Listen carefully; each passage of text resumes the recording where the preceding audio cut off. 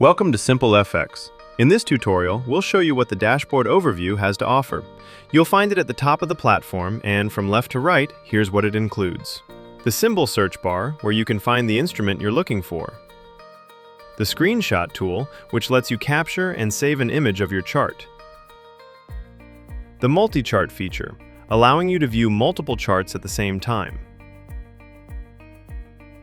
The candle interval settings.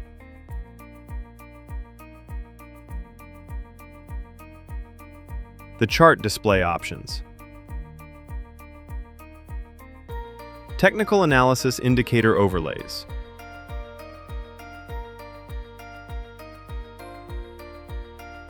Cursor options. The next three options are drawing tools.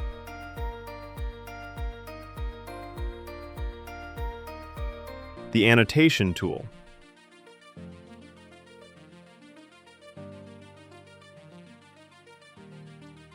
Pattern tools. Volatility measurement tools. Zoom in and out.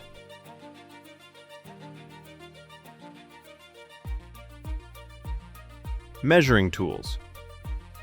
Drawing tools lock. Hide drawing tools. Object tree. Delete drawing tools.